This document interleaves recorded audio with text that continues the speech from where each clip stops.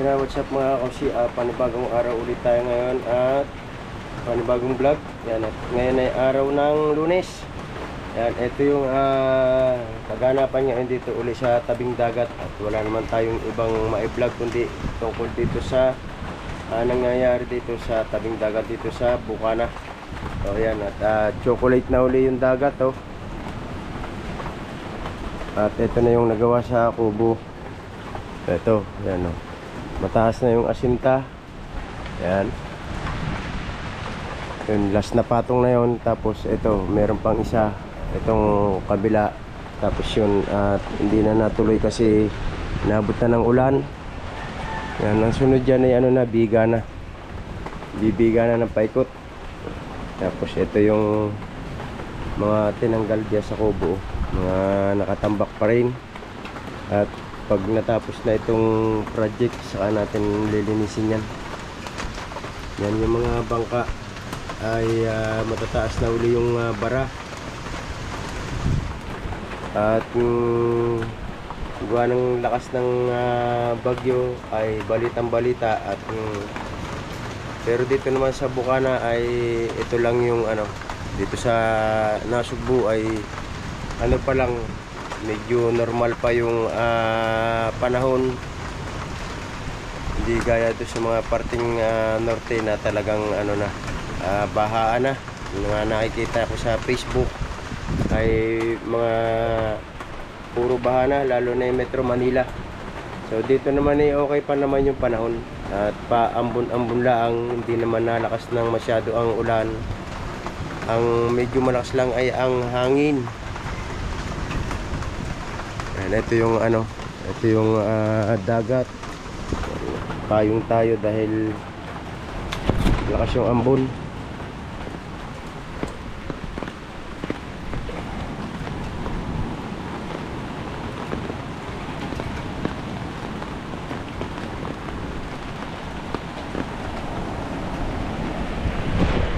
Ayan, oh. Kulay chocolate na naman yung dagat.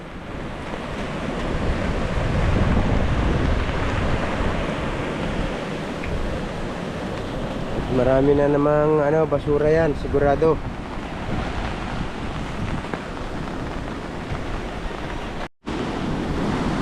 Ayan, oh. Ang laki ng tubig ngayon. At high tide ngayon, high tide. Ayan, oh. Dami na namang dalang basura. Yan kan, puro kawayan yan, oh. Nang galing sa loob na ilog. At medyo malapit yung dagat ngayon. Yan ang mga bangka, oh. Mga nakataas na. Si Katagumpay.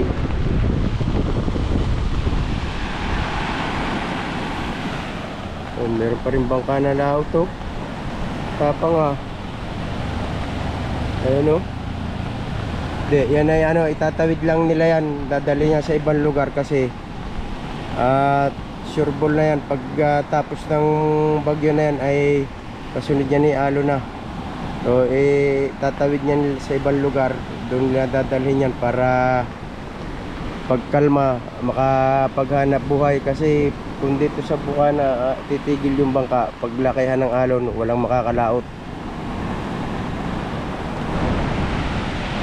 So ayan yung mga bangka, oh. Ayan yung Planet sa World.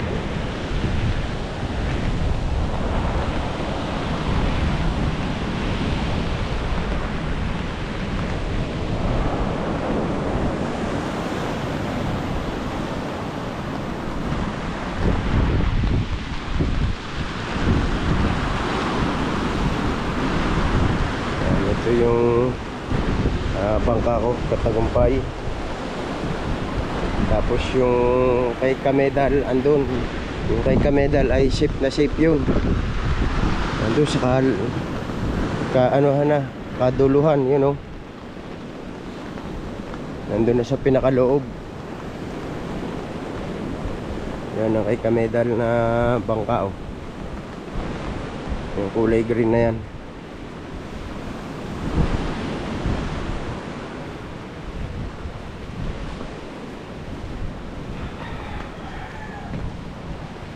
Yan, ito yung bangka ni Kamedal. Ayan, pinakamataas yung kanya. Oh.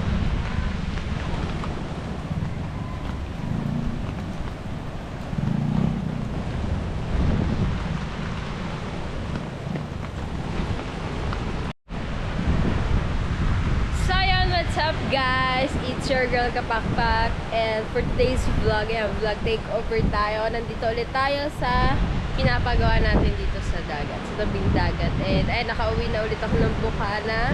Galing ako ng Laguna dahil marami akong inaasikaso, and baka bukas or sa isang araw pabalik na ulit ako ng Laguna. So doon muna ako titigil dahil ako ay nag-apply ng trabaho.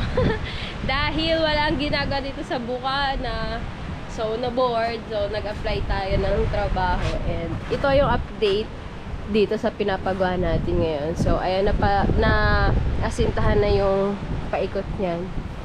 I think kompleto na tong likod na to. May ipapatong na lang daw na parang biga, sabi ng tatay. Tapos siguro ito isang gaan doon sa may dito, yan dyan. And ayan yung ginagawa nila ngayon. Alright, ayun lang. Wala namang major update pa. Ayun pa din, nag-aasinta pa din sila. And ngayon is bagyuhan. So ulan ng ulan this past few days. So kaya ayan. Kaya ayan yung nagagawa pa lang nila. Ulan ng ulan, may bagyo, and chocolate na naman yung dagat. Alright. So yun guys, ang coverage lang ng 100k is ito, yung pinaka kwarto niya, yung pinaka asinta and palitada. So wala pa ang kisame, kailangan pa namin papinturahan, tsaka yung papintuan, tsaka bintana. Ang dami pang kailangang problemahin pag natapos yan, no? So ito ang iniisip ko ngayon, itong bubong na yan, dahil kung papagandahin namin yung loob tapos ang pangit naman itong labas, ito kasing mga yero na to is sobrang luma na niya, puro kalawang na nga siya, tapos puro kahoy lang yung kanyang ano, no? So bala ko sana kapag kumikita na yung yung ito, yung transient house namin na pinapagawa, is ipapaayos ko din ng maganda tong harapan, yung pinakabubong niya. Ito yung magsisilbing terrace dyan. So dito yung magiging lutuan, yung papala, yung lutuan, tsaka yung banyo is wala pa din kaming pampaayos, no? Hindi pa magagawa yung pinakalababo dahil yan, kapos pa tayo sa budget. So ito na lang, hintayin na lang namin matapos sa pinaka-kwarto. Tapos, pagtyagaan na munang ayun muna yung papaupahan, yung pinakatulugan. So, tsaka na namin ipapaayos to kapag kumikita na yung kwarto, no? So, yan.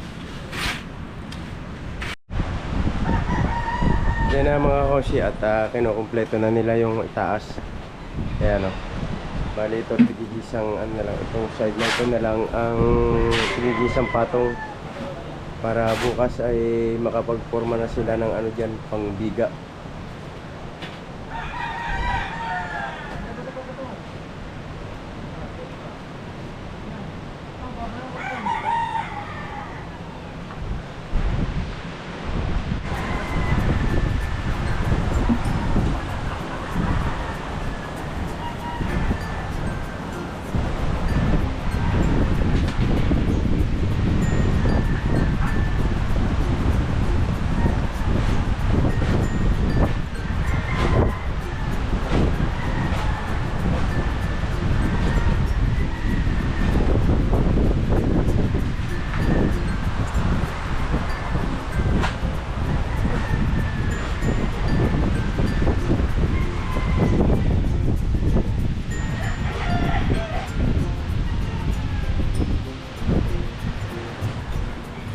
Ito yung itsura naman dito sa backside. Ayan, taas na, oh.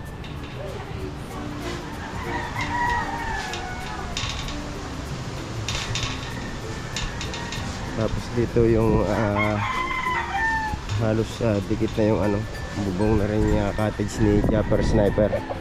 Ayan.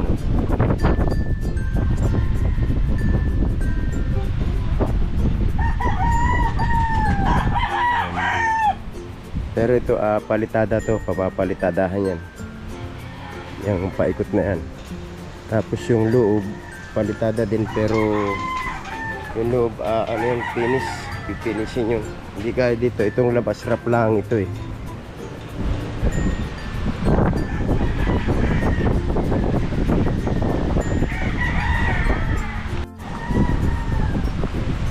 So yan na mga kosi, time check tayo ngayon ay 5:10 na ng hapon, kaya nag-uwi na yung ating mga trabador. Bale, ito na yung update ngayon uli sa ating pinapagawa.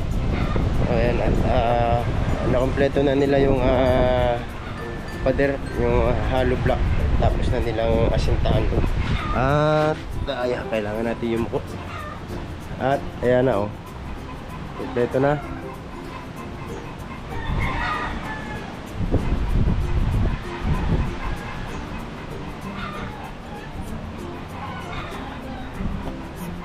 So ayan na, bukas magpuporma na lang sila diyan ng biga. So, bali ano pa sila ng bakal. Gagawa pa sila ng bakal na panglagay dito sa pangbiga. So ayan na mga kosi, at hanggang dito na lang muna itong ating update dito sa pinapagawa natin. Ayan, at maraming salamat ulit sa mga walang sawa ninyong suporta sa Planet Your World, sa Team Kasangga Foundation, sa Sower, Team America, at sa Sower Team Calvo. Yan, salamat sa inyong lahat, at syempre sa Team Kamental. Thank you sa inyong lahat, at syempre salamat ulit sa inyong lahat ng walang sawang mga panunod sa akin. Thank you sa inyong lahat.